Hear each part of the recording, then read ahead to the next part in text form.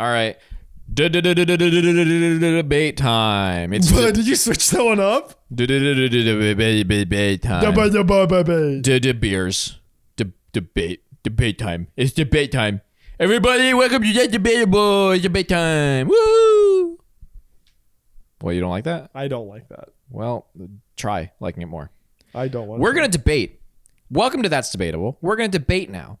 That's it. That's all we need. You've said this like 8 times. Does anyone have any clue what's going on? Bye. Let's Ciao. explain the rules. Bye. We present a rather controversial question. Then we flip a coin, and whoever gets heads or tails is forced to defend or attack that point.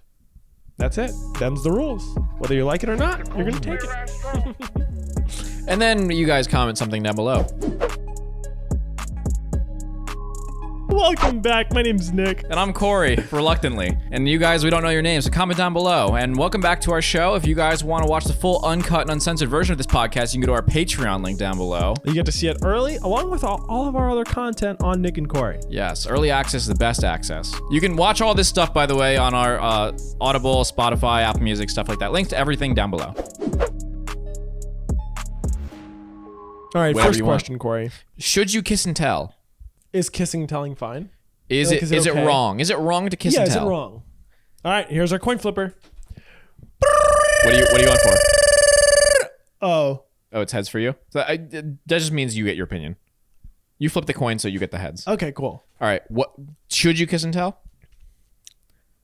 You have to think about this? Yes. You don't have an opinion logged away? You don't have an immediate reactionary opinion to anything at any moment? Most things, yes. To this one, I'm actually kind of in the middle. I'm gonna go with no. Fence sitter. Yeah, I'm gonna get on my fist and it's comfortable between my butt cheeks. You got a What's problem your with that, buddy? opinion? Say it out loud for the class. I don't think you should kiss and tell Why? because I think it's disrespectful and people will think you're a braggart. People think you're a braggy little butthole that likes to brag about how you get laid and you belong on or I have sex. Is that a thing? Yeah. Or I have sex? Yeah. You've never heard about that? Why would anyone go It's there? like people that throw in like, oh yeah, by the way, I have a girlfriend that I all the time. Who subscribes to that? No, people post. It's the same thing as like our nice girls. Nice Like girls. people post embarrassing that they okay. witness. There, it's the equivalent of our I am very smart. okay. I have all these accolades of how much I get laid. I actually have 3 girlfriends on a weekly basis that I bang, sometimes together. You don't. You look like a type of guy that doesn't So you're get saying any that it's girlfriends. problematic because you're a braggart.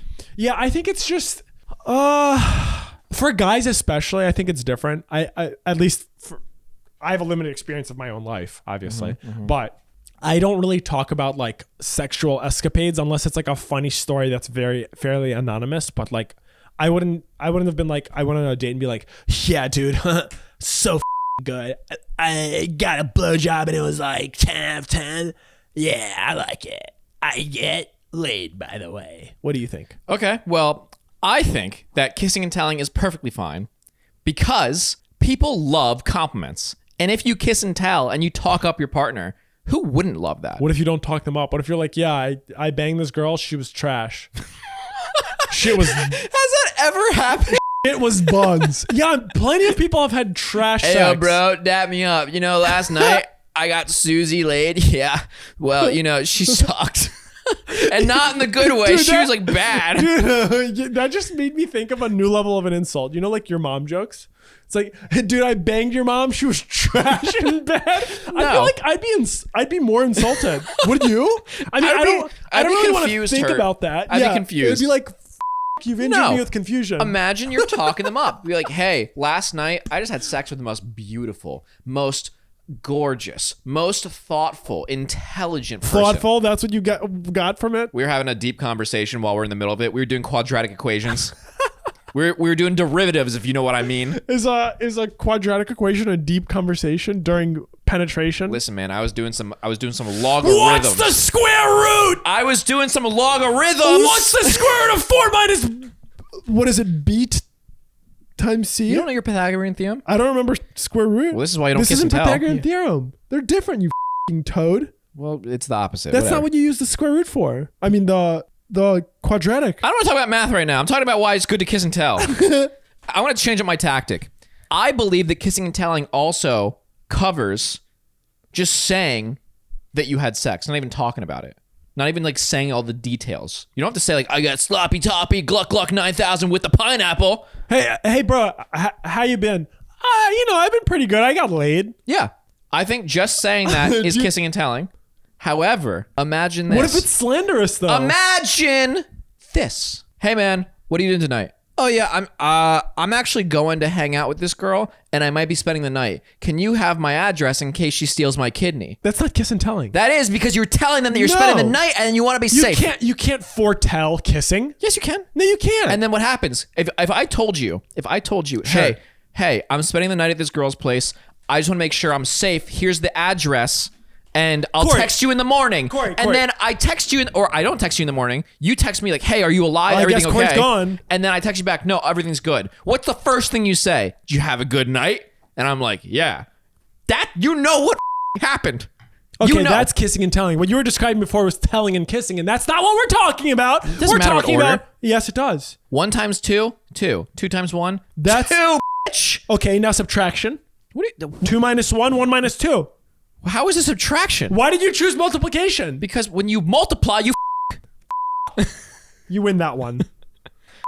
I think telling someone, hey, I just want to make sure I'm safe, that's kissing and telling. Okay, but the kiss and telling can be slanderous, and that's bad. It could. You could be 2 coworkers that work in a restaurant together, and you bang them, and then someone asks you like, hey, how was she? And you'd be like, trash. Cheeks were buns. Here's another kiss and tell.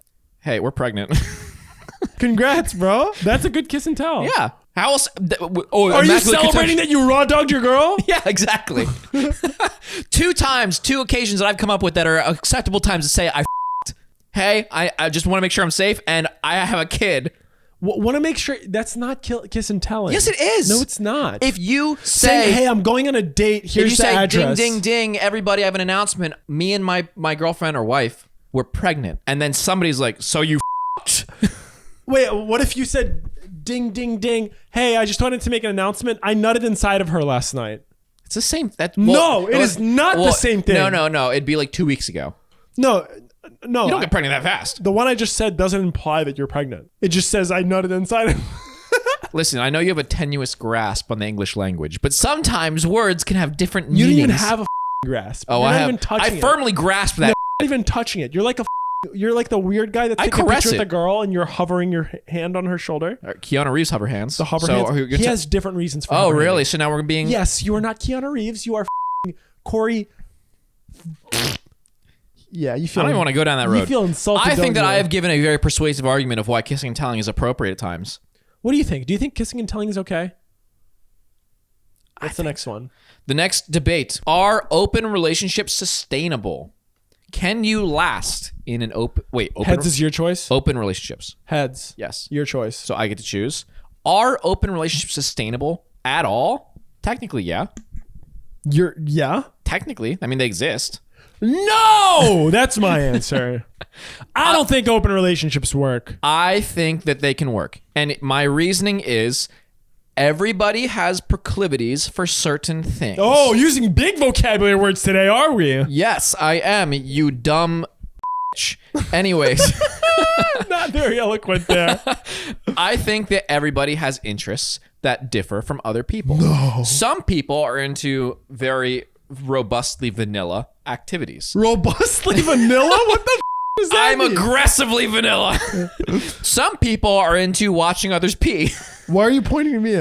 This is my other hand. It's not you in particular. You should have pointed into a more random direction than me. Some people. I do not like watching people pee. Some people out there who By happen the way, to be. can you take a piss? Because I can come with you. some people who happen to be in that direction yonder. My girlfriend is not there today. Are into watching people pee. And some people out there are into open relationships. Now, open relationships can mean a lot of things, but I think open relationships generally mean that you have a home-based partner, and then you have little orbital partners, little satellite partners. Second relationships. Yeah, it's like the Earth has the moon, but then you have like the ISS. The moon has other things? No. The Earth has other things? The moon doesn't get anything. The moon can? Wait, so it's an open one-way relationship? Open for me, not for thee. That could be an open relationship. That's not good. That will definitely not work. I can unless you're the one proposing to be cucked. Like you're like, hey, I would like you. Thank you. Cuck is a thing. Cuck is a thing. That's open relationship. That works. Yeah, that works because you are proposing. Hey, I would like. Usually they use the term bull. I would like a bull. Like that is the third party. Let's say if it's a guy getting cucked, he wants a person that would demean them to their wife. Are there many women cucks? Is there a Probably word for not. it? I think those are just the regular threesomes. Cuck comes from the word cuckold, which the etymology of that word, I feel like it has something to do with chickens, but I don't really know. Bark, bark, bark, wife, bark. Chickens usually have to do with men, males, Cock-a-doodle-doo. cocks. What would a female cuckold be called? I don't know. You watch. It's the same. You would be watching your husband or boyfriend or whatever he is to fuck a girl. A hen. Henny. Little henny. Henning. Henning in the corner. I don't know. know. Here's my reasoning for why I think open relationships don't work. I think relationships, even without third parties involved, have a very fine wire of balance to them, where oftentimes people don't like the disparity of love, of like one person loving the other person more. That's oftentimes a point of contesting. But in an open relationship, you now have a lot more variables and a lot more room to get up. Jealousy comes into play. Every relationship has variables. Here's a question. This adds more variables. Here's a question. There's more penises now. How many relationships succeed compared to fail? Probably few. There you go. That is Close relationships are not sustainable. Case closed. All relationships are not sustainable. I win. Technically, most relationships, the majority of relationships fail. Okay, if you want to elaborate on the point. Therefore, no. Closed or open, either way is equally unviable. Therefore, if closed is viable, then open is. This is comparing what is the likelihood that an open relationship will last comparatively to a closed relationship. Well, what are we talking about? What are we talking about? How many closed relationships last? What's the percentage? And clearly, open relationships are smaller. If you had to guess what percentage of relationships last, what would you guess? Closed or just in total? In total. And by last, you mean like to marriage and they die together? Or even if like one person dies and the other person gets remarried, even still, that's a successful. That's a successful. Okay. I would say legitimately less than 20%. Less than 20? I think less than 5. I was being fucking optimistic. kidding me? I'm a romantic. No, you're not. You're a 4 out of 5 people will be depressed. I'm a romantic. I think you add too many components to this that makes it. I think that if that many relationships fail and they're closed, then an open relationship would have a smaller sample size, therefore a smaller amount of chances that it succeeds. It doesn't mean that it is not sustainable. A smaller sample size doesn't mean that it's more likely to succeed. No. I'm saying a smaller number total of succeeding. So it looks like it doesn't succeed that often. But like if the majority of relationships are closed and let's say 1% of relationships are open, probably less than that, honestly. Yeah. That means that of all the failed relationships you see, you also see a couple of regular closed relationships that succeed. However, if you almost never even see an open relationship, you're not going to see one succeed because it's so rare. But this proves nothing. But what you're saying is useless. No, because it's just as rare as closed. But because there's less of them, you almost never see it. You literally just said a bunch of shit. A filibuster, I win. You're lucky we're running out of time because I want to. Okay, real talk, super small. I personally think that anything can work out. Just communicate. Just fucking talk. I think anything can work, but I do think you increase your chances of failure the more complicated you get. And an open relationship, you have to admit, is inherently much more complicated than a closed. I think that an open relationship, as complicated as it may be compared to a very bare bones arranged marriage closed relationship where you cannot leave each other. Well, let's compare. I think that an open relationship is more complicated, but I think that an open relationship, in my opinion, is way more likely to succeed than a long distance relationship. Well, long distance is and they work. People have virtual girlfriends and boyfriends. I think some people have no better choice. People get married on Discord. Yes, and I don't date your e-kitten. Anyway, I think at a point and it's gone. I've dulled your blade. Your filibuster worked. It's gone. Dog. You literally said a pile of nonsense. I want you to feel bad though. Do you have anything else? Anything else to add? No, that's all. What do you guys think? Do you guys think open relationships can work? I think. Oh, here's what it is. Okay, compare a 1995 Toyota Corolla to a 2020 Beamer, right? BMW. The Beamer is going to have a ton more technology, a ton more features, and a ton more opportunities for failure than the car that you could literally take a it into the gas tank of and drive for another 1,000 miles, no problem. Why does that have to do with the relationship? As you increase complexities, you increase points of failure. The system becomes more complicated. Is the car a metaphor for a relationship or your partner? Your relationship. Because I could just date someone who's simple-minded and then I don't have any variables to worry about. I mean, a open relationship has more variables naturally. Yeah, but what if the person's like, hey, I just like to sit at home and like watch Netflix, but like we're open. We're like, okay, well, I guess that's fine. We're not really doing much anyways. I don't know. What do you guys think? Let's go to the last one. All right. The heaviest debate of them all. Which order is proper? Sock, sock, shoe, shoe, or sock, shoe, sock, shoe? Do you have a preference? Oh, I have a preference. Before. Oh, I have a preference. Which one's your preference? Your actual preference? The correct one. What is the correct one to you? The fact that you have to ask tells me that you are wrong. No, I'm curious what yours is. The correct one. There is only one correct answer here. Are you going to say sock, sock, shoe, shoe, shoe? Well, you have 3 shoes. Sock, sock, shoe, shoe, shoe, shoe, shoe. Yeah, I put shoes in my hands too. And then I clap. Dun, dun. Sock, sock, shoe, shoe is the correct answer. I'll just argue sock, shoe, sock, shoe. Okay, you can take it. Okay, so. Listen, we're debating the order of what you put on socks and shoes. Is it sock, sock, shoe, shoe, or sock, shoe, sock, shoe? I personally believe that it's sock, sock, shoe, shoe because it's just correct. Sock, sock, shoe, shoe would be sock, then shoe, shoe in any order. If you put on sock, shoe, you are a serial killer. Like that is the first list of things I would ask as a detective. No. Oh, is this a serial killer? Well, how do you put on your socks? Serial killer is shoe, shoe, sock, sock. That is a person who wants to undermine the bare fundamentals of society. That's a chemist. No, that is a psychopath. That is a person who wants to watch the world burn. Actually, I don't think a psychopath could be able to do that. Okay. Anyways. Explain why you think that sock, shoe is correct. If you can. You can't. You're just wrong.